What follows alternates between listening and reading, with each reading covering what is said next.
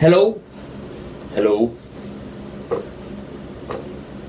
Alright, this is going to have to be pretty quick because I'm between sessions here. This is my update for the last competition, Fall Regionals 2016.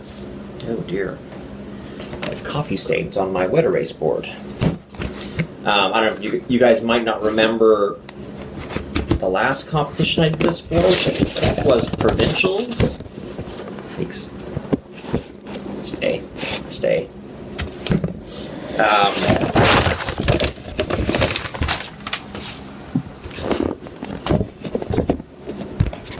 Having failures here. Technical difficulties. So what I did was I rated how the competition went based on how the average skate went, how skaters skated based on their, above or below their average. This past competition started out very badly in the morning. None of my skaters skate in the morning. I suspect that's part of the reason why. But I also think a couple other reasons why. So it started out kind of bad, but ended up getting stronger and stronger throughout the day. And by the end of the day, I felt pretty good about things. So let's see how the numbers go. What I generally do, the marking system I tend to have is I tend to have the way I like to think about it, although it's not entirely accurate, is I like to have a little graph of 1 to 10. 10 being the best performance they're expected to have in competition, 1 being the worst. It's 5 being kind of doing exactly what I expected based on what they were doing in practice, assuming that I know that they kind of maintain their practice solos, their practice presentation, their practice execution, the same as their competition execution, which is by no means true. Some people perform better, some people perform worse, some people are random, but this is kind of why we're trying to track this. I was a little bit in debate as to whether I should actually use names and specific events. I'm going to use first names. I did this in the last video. I second-guessed myself on this last time and was planning to not use it this time, but it's really important information over the long term as to whether a skater can be expected to overperform, underperform, or how often they fall apart. And if they're regularly consistently good and one competition they're bad, it kind of behooves us to know that, recognize that, and try to figure out why that competition was worse than the others. So I'm going to do this. Oh, I'll do that as I said, throughout the day it got better, so let's see what it goes throughout the day. So the first competition I had was Rachel, and I told her I expected her to perform fairly badly because we had been focusing on trying to get her free skate solo ready, not the other one. But I think I put her at about a 5. Yeah, I'd seen better and I had seen worse, so I put her right about a 5, which isn't great. You kind of want to be near the upper end of your execution, not near the bottom end. Like I said, most people, once they get solos polished and prepared and well-trained, they should be averaging more around an 8 than a 5. I said this in one of the previous videos. The next people I had were, I believe, Becky and Madison. And it's possible to get above 10 and below 0 if you do a better solo in practice, in competition, than you ever do in practice. You can get 11, 12, 13. If you do a worse solo than you ever do in practice, you can get a 0, -1, -2. We had that happen to someone last year, and it happened this time. Just on skating skills, not necessarily on elements. But we had, I think I'm going to call it a negative, let's call it a -2. And Madison, her solo was not really prepared or trained yet. That's kind of what happens going into the first competition. So I'm going to call it, what she did was actually pretty good. I'm going to call it a 7. So far, not great. If you're expecting an average of 8, that's not great. Then I had Rachel solo, which I think was fairly average. Maybe a 6, because I've definitely seen worse.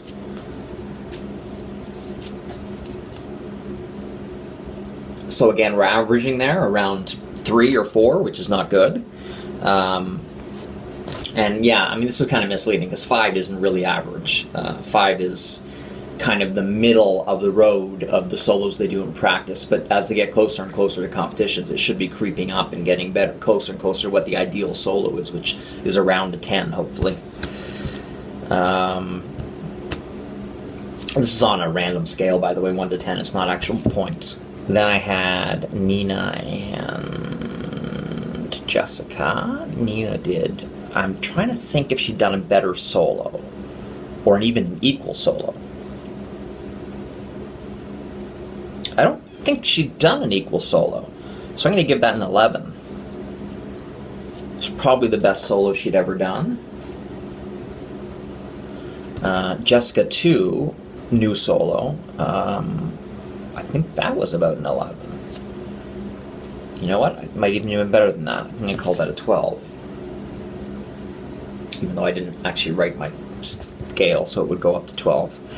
Then I had Sandra, who was, I'm going to say, a 6. So now we're starting to get closer to the 8 average. Then I had Caitlin and Elisa. Elisa probably executed better than she ever had.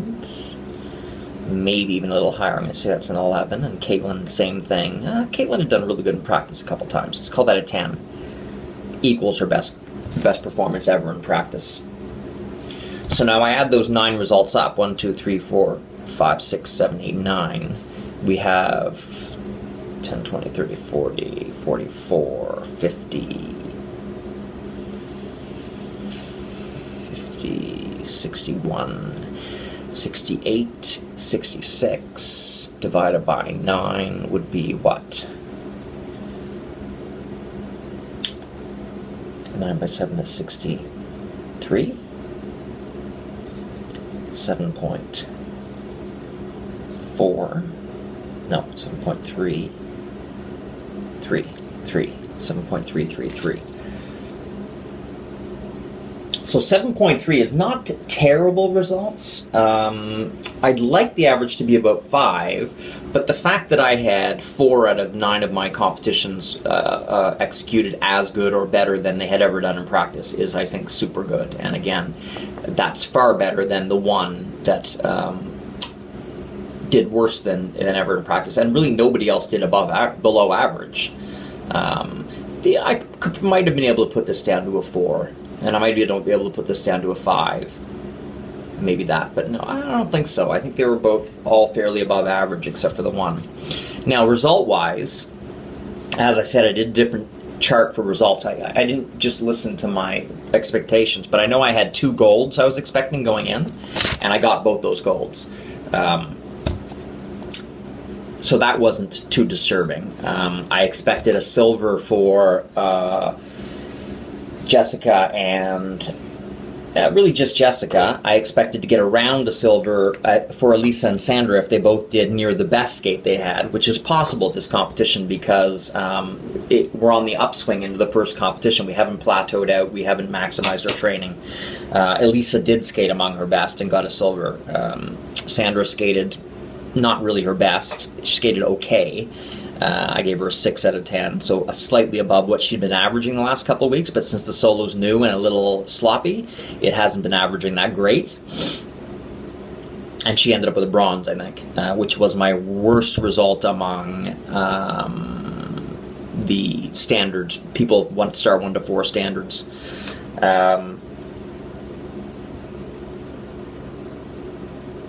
There were a few minor problems with the star 5s with illegal elements. Oh, and star 6. Yeah, 2 illegal elements, 3 illegal elements in those solos. So we're going to have to research that and figure out, I'm going to have to research that and figure out why that is, why they didn't get credit for that going into the next competition. But that's basically the summary of this competition. You know, if 5 is an average competition, that would be okay. I got 7.3 on that one, which is, you can look back to the results of last spring. Provincials. I'm not sure what it was, but I could look back and check too. But 7's okay. I can live with that. It's not too likely you're going to get through a whole event with a half dozen students without somebody skating poorly.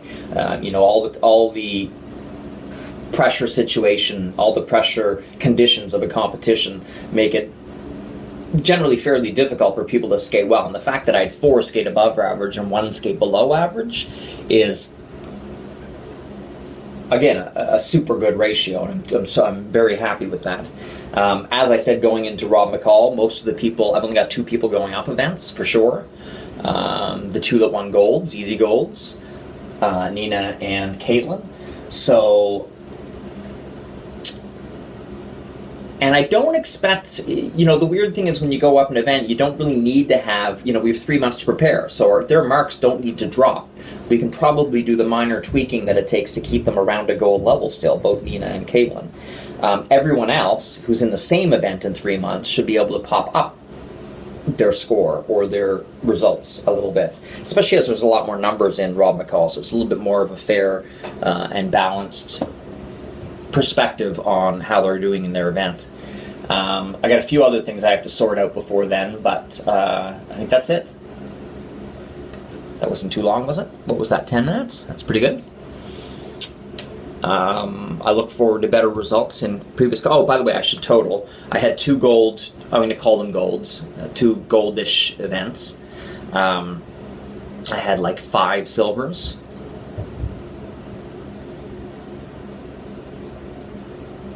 I guess I can't count that twice. So 1, 2, 3 silvers. Let's call it 3 silvers. 2 golds, 3 silvers. That leaves 4 other events. Of the 4 other events, I got 1 bronze, a 4th, a 6th, and an 11th. Only the 4th came last, which is something we have to look at. No, I'm missing some other placement. Can't remember. Anyway, so I am looking for that ratio of golds and silvers to go up pretty spectacularly. I did expect 2 non-gold, silver, bronzes at this event, and I ended up with 5, which I consider 4, 5, 4, 1, 2, 3, 4, 4, which is too many. That's double what I expected, so that's not great. So I'm looking forward to improving that for Rob McCall. Bye.